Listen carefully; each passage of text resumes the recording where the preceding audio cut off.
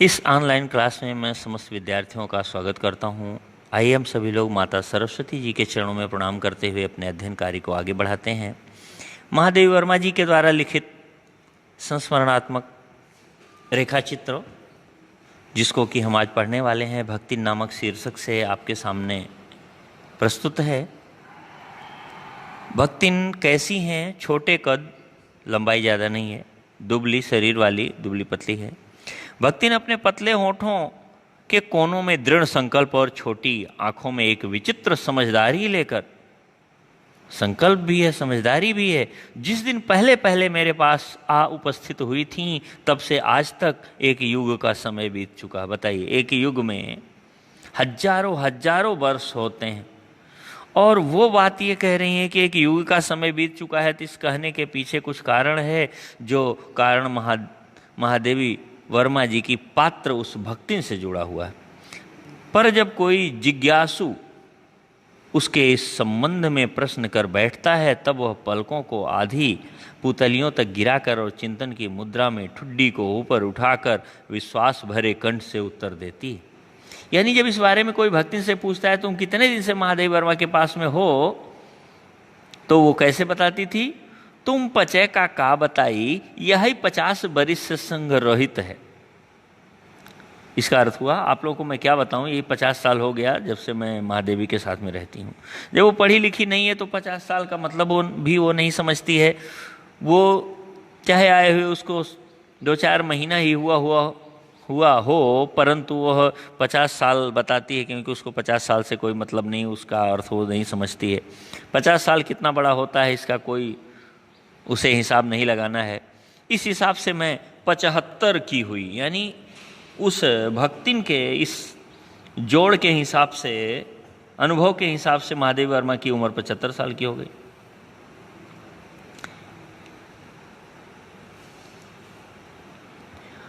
पचहत्तर की ठहरती हूँ और वह 100 वर्ष की आयु भी पार कर जाती है। जबकि 100 वर्ष की आयु पार करने वाली क्या सेवा करेगी, क्या नौकरानी का काम करेगी।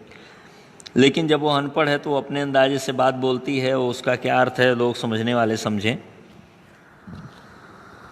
पता हो भी तो संभवतः वह मेरे साथ बीते हुए समय में रत्ती भर भी कम न करना चाहेगी। अगर ये जानकारी भी होती तो वो मेरे साथ जो समय बीता है उसमें एक रत्ती, एक अंश, एक छोटा टुकड़ा भी कम नहीं करना चाहती। वो बड़ी खुश है मेरे साथ रहकर। मुझे तो विश्वास होता जा रहा है कि कुछ वर्ष तक पहुंचा देगी, चाहे उसके हिसाब से मुझे 150 वर्ष की असंभव आयु का भार क्यों न ढोना पड़े। यानी महादेवी वर्मा को विश्वास है कि ऐसे ही रहा तो कुछ दिन बाद वो, अभी जो कहती है यही 50 साल से रहते हैं, अगर वो सुन गई कि 50 साल से बड़ा 100 साल होता है, तो कुछ दिन बाद जब लोग पूछेंगे तो ये भी कह सकती है कि मैं 100 साल से महादेवी वर्मा के साथ रहती हूँ। भले ही उसके हिसाब से मेरी उम्र यानी महादेवी वर्मा की उम्र 150 साल हो जाए, जो कि उतना जीना ही असंभव होता है, लेकिन वो कह तो देगी, इसमें कहीं कोई दो राय नहीं।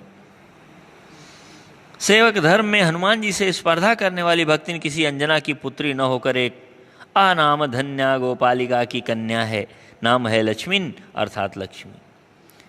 सेवक धर्म इतना बेहतरी से निभाती है कि मानो हनुमान जी से वह बराबरी कर रही हो, स्पर्धा कर रही हो, प्रतियोगिता कर रही हो। बड़ी ही श्रद्धा के साथ सेवक धर्म को निभाने वाली है, लेकिन वह हनुमान जी की तरह माता अंजना की पुत्री नहीं है। ऐसा नहीं हनुमान जी की बहन वगैरह इसलिए ऐसा करे, ऐसा नहीं है। बल्कि अनाम धन्या माने वह जिसका स्वयं का नाम ही उसके जीवन से नहीं जुड़ सका। नाम कुछ और है, जीवन की हालात कुछ और है। जैसे किसी का नाम सुखराम हो, जिंदगी में खाने तक को अटा नहीं। नाम नैन सुख है, दोनों आंख से दिखता ही नहीं, ऐसी कुछ हालत हो जाए जिसको कहेंगे अनाम धन्या। जो अपने नाम से अपने जीवन की घटनाओं में धन्य नहीं हुई, नहीं जुड़ सकी, अनाम धन्या। ऐसी गोपालिका यानी गाय भैंस चराने वाले की एक लड़की है, उसका नाम रखा गया लक्ष्मीन, और परम गरीबी में डूबी हुई है। पर जैसे मेरे नाम की विशालता मेरे लिए दुर्लभ है। महादेवी वर्मा कहती है, मेरे नाम की जो विशालता है, मेरे नाम का जो अर्थ है, मेरे लिए वह धारण करने योग्य नहीं है। महादेवी यानी बड़े मान सम्मान प्राप्त एक सम्मानित महिला बशर्ते मेरे खुद के घर में मुझे क्या दुख झेलने पड़े केवल मैं जानती हूँ। मेरा नाम भी जितना विशाल है उसका उल्टा मैं उतनी ही जीवन में दुखी रही। वैसे ही लक्ष्मी की समृद्धि भक्तिन के कपाल की कुंचित रेखाओं में नहीं बच सकी। लक्ष्मी नाम था और जिस तरह से लक्ष्मी समृद्ध होती हैं, धन से संपन्न होती हैं, ऐसी कोई संपन्नता उसकी जीवन में नहीं थी। यानी कपाल कुंचित रेखाओं में माने मस्तक की रेखा को भविष्य रेखा कहते हैं। तो उसके भविष्य में, उसके जीवन में ऐसी कोई संपन्नता नहीं थी। वैसे तो जीवन में प्राय सभी को अपने नाम का विरोधाभास लेकर जीना पड़ता है। महादेव वर्मा का मानना है अक्सर लोग अपने नाम का विरोधाभास लेकर जीते हैं, जो भी नाम होता है उसका उल्टा ही जीवन में होता है। पर भक्तिन बहुत समझदार है, क्योंकि वह अपना समृद्धि सूचक नाम किसी को बताती नहीं।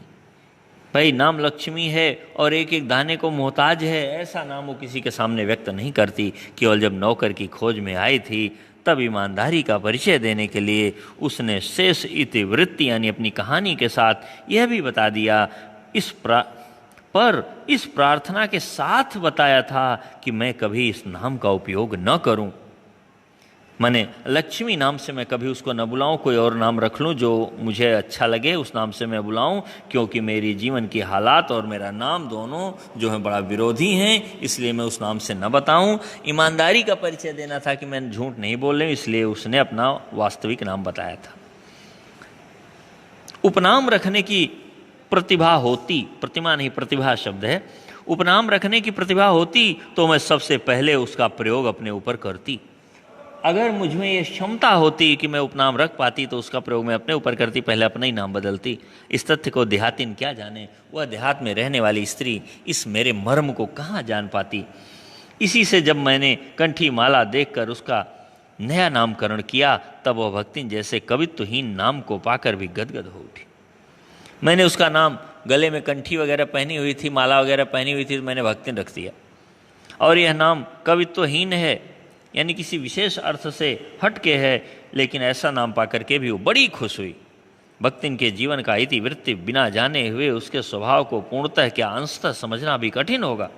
जब तक जीवन के पूरे वृत्तांत को नहीं समझ लिया जाए, सुन लिया जाए भक्तिन के, तब तक उसके स्वभाव को जान पाना बड़ा मुश्किल है।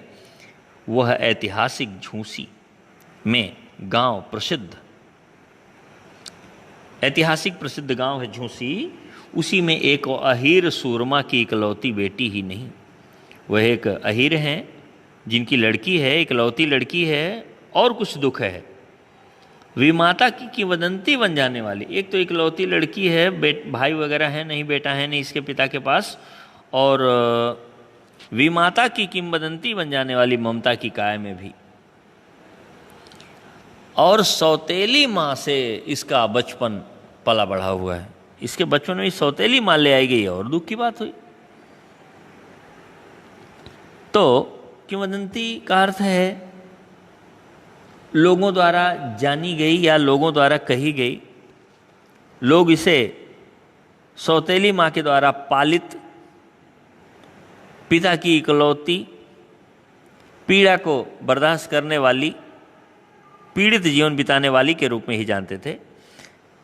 ममता की काय में भी पली।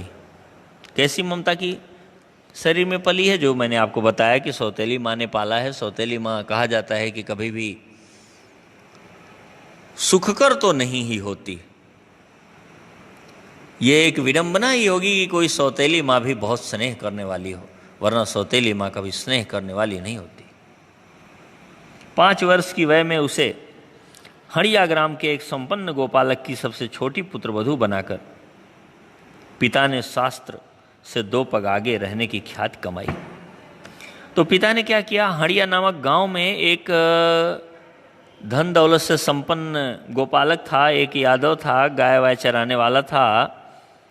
जब ये भक्तिन बिचारी 5 साल की ही थी, छोटी सी थी, बच्ची थी, तो उस गोपालक की पुत्रवधू बना दिया, पतोहू बना दिया, यानी भक्तिन की शादी कर दी।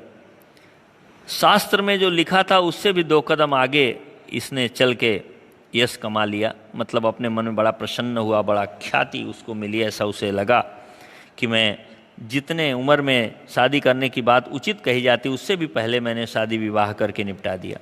और 9 वर्षीय युवती का गौना देकर भी माता ने, और सौतेली माँ ने एक और गजब का काम किया। तब गौना यानी लड़की की विदाई ससुराल की तरफ जो होती थी वो विवाह के 2, 4, 6 साल बाद होती थी, 3रे में, 5वें में, 7वें में, 9वें में, जैसा भी दिया जाए। तो 5 ही साल की बच्ची का जब विवाह हुआ तो कम से कम विदाई ही ऐसे समय पे होती जब वो किसी कुछ समझने लायक हो जाती, घर परिवार की समझ उसको आ जाती। लेकिन नहीं, 9 वर्ष की एक छोटी कन्या, लेकिन ये व्यंग्य में लिखा गया है 9 वर्षीय युवती। 9 वर्ष की लड़की को युवती कहना भी उचित नहीं होगा। युवती माने युवा स्त्री, जवान स्त्री। माँ ने उस 9 वर्ष की बालिका को युवती के स्वरूप में देखा और उसको गौना दे करके बिना मांगे पराया धन लौटाने वाले महाजन का पुण्य लूटा। माँ ने उसको ऐसा एहसास हुआ जैसे कोई सेठ जिससे उधार लिया गया हो, बिना मांगे ही उसके जब उसका पैसा लौटा दिया जाए तो जितनी प्रसन्नता होती है उतनी प्रसन्नता उसे मिली। उसे लगा कि मैंने बहुत बड़ा पुण्य काम कर लिया। पिता का उस पर अगाध प्रेम होने के कारण स्वभावतः ही ईर्ष्यालु और संपत्ति की रक्षा में सतर्क विमाता ने उसके मरणांतक रोग का समाचार तब भेजा जब वह मृत्यु की सूचना भी बन चुका था। पिता भक्तिन से बहुत गहरा प्रेम करता था और जो सौतेली माँ थी भक्तिन की वो ईर्ष्या से भरी हुई थी। तो उसने जब भक्तिन के पिता को एक ऐसा रोग हो गया जो मृत्यु पर ही खत्म होने वाला था, तो इस सूचना को भी सौतेली माँ ने भक्तिन के पास तब पहुँचवाया जब उसने देखा, यानी जब तक सूचना वो पहुँचती भक्तिन के पास तब तक उसका पिता मर भी चुका था। ऐसे समय में पहुँचवाया उस सूचना को। रोने पीटने के अपशकुन से बचने के लिए सास ने भी, और सास के पास जब ये समाचार गया तो सास को लगा भी ये रोएगी पीटेगी कि पिता बीमार हैं, ये वो जो भी है, तो इसलिए उसने भी अपने बहू को उचित बात नहीं बताई, उसे कुछ नहीं बताया। बहुत दिन से नैहर नहीं गई सो जाकर देख आवे, ये कह दिया बहुत दिन से तुम मायके नहीं गई हो, जाके एक बार मायके का हालचाल ले आओ। यही कहकर और पहना उड़ाकर सास ने उसे विदा कर दिया। इस अप्रत्याशित अनुग्रह ने उसे पैरों में जो पंख लगा दिए थे। ये भक्तिन को ये उम्मीद नहीं थी कि हमारी सास कहेगी कि जाओ तुम अपने माता पिता से भेंट मुलाकात कराओ, बड़ा दिन हो गया है मायके नहीं गई हो। ये अप्रत्याशित बगैर चाहा हुआ, जो सोचा नहीं था इसने, ऐसी कृपा इसको लगा कि सास कर रही। इसे क्या पता कि सासू मेरे पिता के मरने वाले बात को छुपाए रही है। और इसके पैरों में मानो पंख लग गया, बड़े ही गति के साथ अपने मायके की तरफ गई। लेकिन वे पंख जो लगे थे पैरों में, वो जो तेजी थी पैरों में, गांव की सीमा में पहुंचते ही झड़ गए। यानी जब गांव की सीमा में पहुंची तो वास्तविक समाचार प्राप्त हुआ और सारी तेजी गायब हो गई। हाय लक्ष्मी अब आई कि अस्पष्ट पुनरावृत्तियां और स्पष्ट सहानुभूति दृष्टियां उसे घोर तक ठेल ले गईं। बार बार लोग कहते थे, अरे लक्ष्मी अब आने का क्या मतलब है, पहले आई होती जब तुम्हारा पिता बीमार था, अब तो मर गया, अब आने का क्या मतलब है। ये स्पष्ट पुनरावृत्तियां, ऐसी बात लोग बार बार कह रहे थे। और स्पष्ट सहानुभूतिपूर्ण दृष्टियां और लोगों की निगाह बड़ी सहानुभूतिपूर्ण थी। उससे इसे लगा कि कुछ न कुछ तो गड़बड़ है, और यह मानो ये सहानुभूतियां इसको धक्का दे करके इसके घर तक पहुंचा दी। पर वहाँ न पिता का चिन्ह शेष था, न विमाता के व्यवहार में शिष्टाचार का लेश। वहाँ पे पहुंची तो पिता का कोई चिन्ह शेष नहीं बचा था। यानी पिताजी की शरीर, पार्थिव शरीर को भी अंतिम संस्कार के हवाले कर दिया गया था। और जो सौतेली माँ थी उसके व्यवहार में कोई शिष्टाचार का एक अंश भी नहीं बचा हुआ था। दुख से शिथिल और अपमान से जलती हुई वह उस घर में पानी भी बिना पिए उल्टे पैरों ससुराल लौट पड़ी। और वो इतनी दुखी हुई कि पानी तक नहीं पिया मायके में और वापस ससुराल की तरफ लौट पड़ी। सास को खरी खोटी सुनाकर उसने विमाता पर आया क्रोध शांत किया। सास को खरी खोटी सुनाया ताकि सौतेली माँ पे आया हुआ क्रोध सास पे निकाल दिया। और पति के ऊपर गहने फेंक फेंक कर उसने पिता के चिर विछोह की मर्म व्यथा व्यक्त की। और गहनों को निकाल निकाल कर पति के ऊपर फेंका, जिससे ये लगा कि पिता का जो चिर वियोग है, विछोह है, विछोड़ना है, इसका दर्द कितना गहन है, कितना गहरा है, इसको उसने स्पष्ट किया। जीवन के दूसरे परिच्छेद में भी सुख की अपेक्षा दुख ही अधिक है। उसका दूसरा जीवन का भाग जो, उसमें सुख कम है, दुख बहुत ज़्यादा है। जब उसने गेहूं रंग की और बटिया जैसे मुख वाली पहली कन्या के 2 संस्करण और कर डाले। गेहूं कलर, गोरी नहीं है लड़कियां, काली नहीं है लेकिन गोरी भी नहीं है, नॉर्मल रंग है। बटिया जैसे मुख वाले, छोटे छोटे मुख वाली लड़कियां, और उस लड़की की 2 संस्करण, 2 और यानी 3 लड़कियां जन्म ले ली इसके उदर से। तब सास और जिठानियों ने ओंठ बिचका कर उपेक्षा प्रकट की।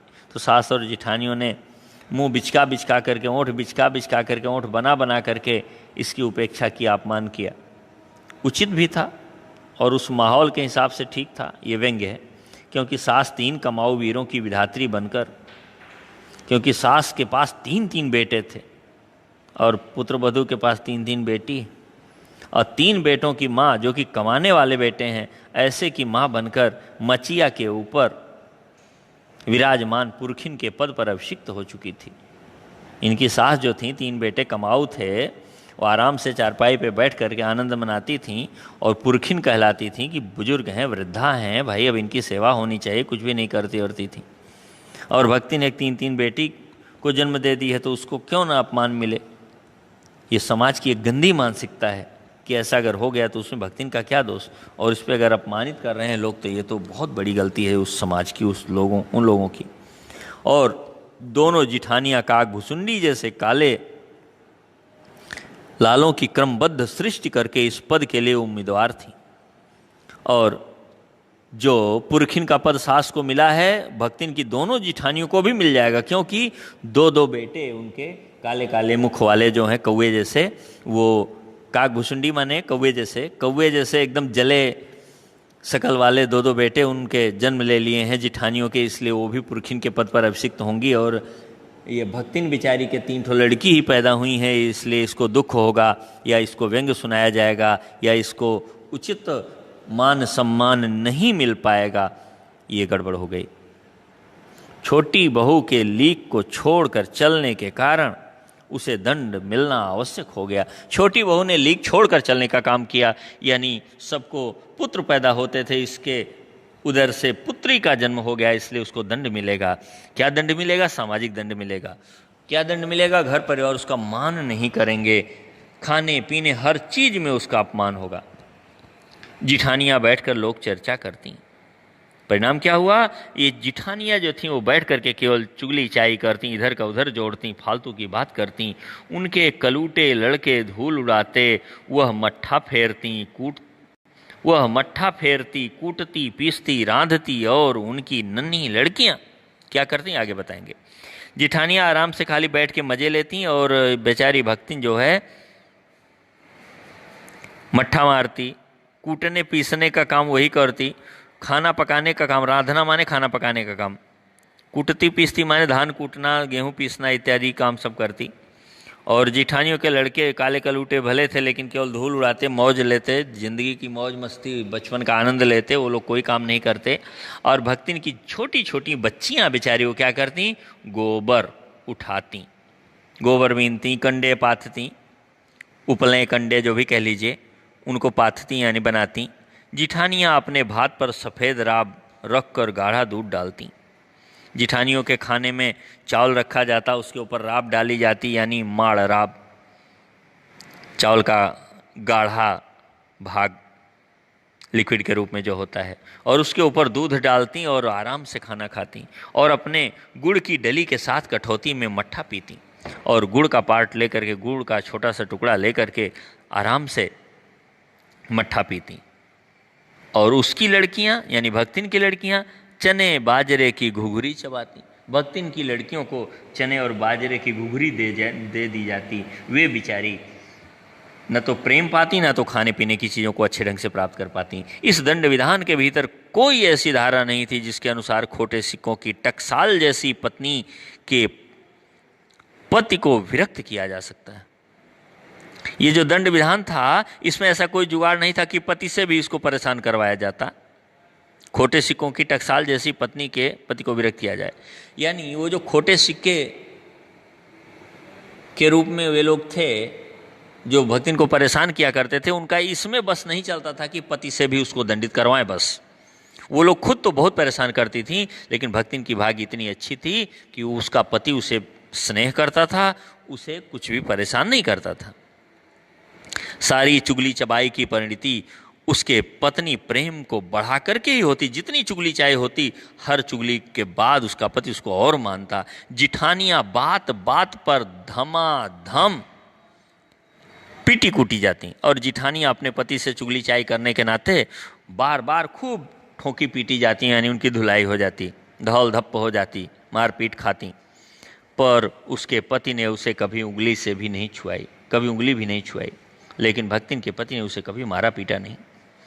वह बड़े बाप की बड़ी बात वाली बेटी को पहचानता था, यानी उसका पिता बड़ी बात सिखाया हुआ है, सम्मानित है, इस बात को जानता था। भक्तिन का हृदय कैसा है, इस बात को उसका पति पहचानता था। इसके अतिरिक्त परिश्रमी, तेजस्विनी और पति के प्रति रोम रोम से सच्ची पत्नी को वह चाहता भी बहुत रहा होगा। ऐसा लगा कि पति को चाहने वाली है भक्तिन, और उस भक्तिन को बहुत ज़्यादा स्नेह करता था उसका पति, इसलिए कभी उसको मारता पीटता नहीं था। क्योंकि उसके प्रेम के बल पर ही पत्नी ने अलगौझा करके सबको अंगूठा दिखा दिया, और भक्तिन ने जब जाना वो जिठानियाँ परेशान करेंगी तो उसने अलग कर लिया अपना हिस्सा और सबको अंगूठा दिखा दिया, जाओ तुम लोग अब अपनी चुगली चाई उधर ही करती रहना, हम अपने पति को लेकर अलग हो जाती हैं। काम वही करती थी, इसलिए गाय भैंस, खेत खलियान, अमराई के पेड़ यानी आम के पेड़ आदि के संबंध में उसी का ज्ञान बहुत बढ़ा चढ़ा था। उसने छांट छांट कर ऊपर से असंतोष की मुद्रा में, तो भक्तिन ने बंटवारे में क्या किया, छांट करके पेड़ों को अपनी तरफ कर लिया, और असंतोष जैसा भाव चेहरे पे दिखाए, रहे चलो ये बेकार, इसको हम ले लेते हैं, कह के अच्छे अच्छे पेड़ों को अपनी तरफ कर लिया।